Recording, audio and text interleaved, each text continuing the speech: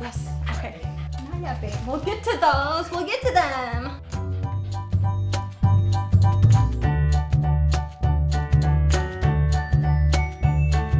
Hello, everyone, and what's up? Welcome to What's Pup, the series that will teach you how to be the best dog owner you can be. I'm Rachel, your host and lifelong dog lover. Today, I have my friends Jill and Dahlia with me again.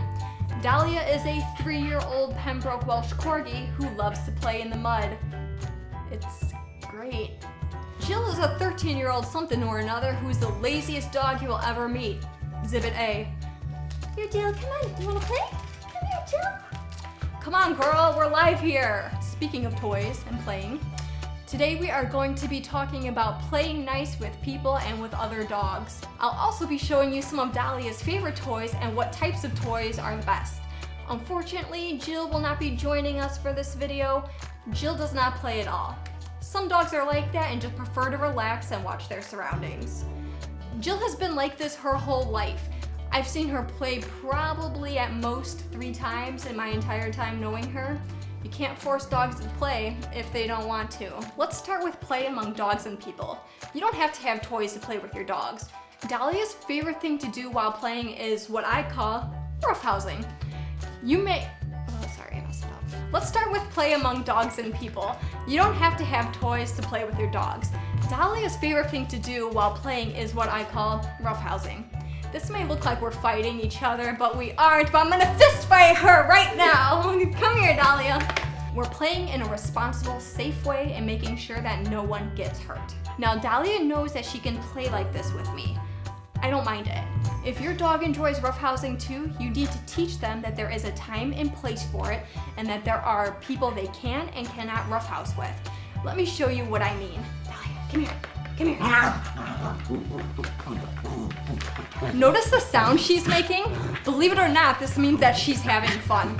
If she were to start whimpering or crying, or if I notice her moving differently, we would stop immediately. Wow, Dahlia?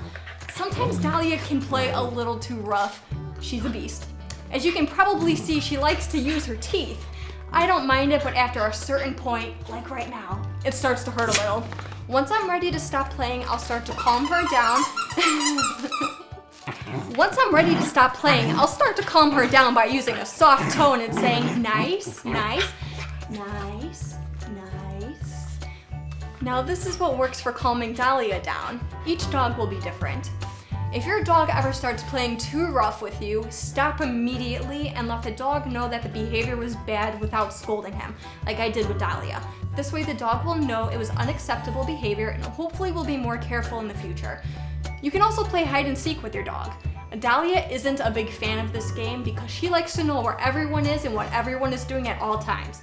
I'm going to be a good dog owner and not force her to do anything that I know she doesn't like.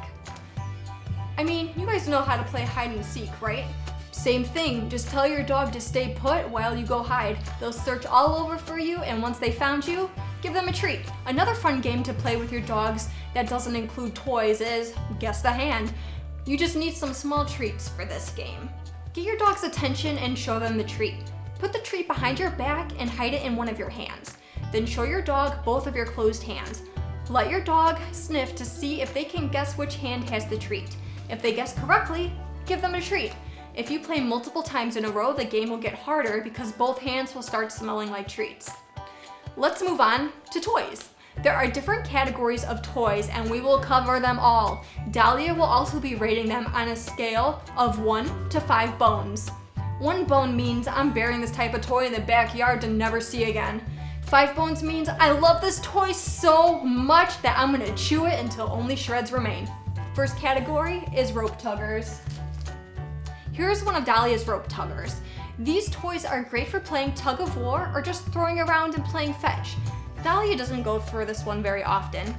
Let's test it out. Dahlia, come here, you want this?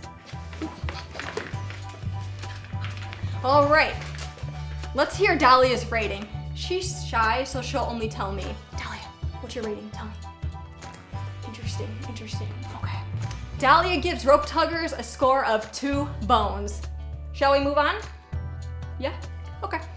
Next category is tennis balls. Here is Dahlia's only tennis ball. We've lost the rest. By we, I mean she. Anyway, dogs love tennis balls because they are perfect size to be held in their mouths. They are also slightly squishy, which is fun for the dogs to bite up and down on. This one even squeaks. Let's try it out. Get it, go get it. Bring it back, bring it back. Oh, good girl, good girl. All right, Dahlia, what's the rating? Come on, whisper in my ear, tell me. Interesting, Dahlia gives tennis balls a score of 4 bones. Next, let's move on to the next category, which is plushies. Dahlia has a million of these. Yes, I did count, thanks for asking. Plushies are little stuffed toys that can squeak, crunch, be stretched, have hidden compartments, and so on.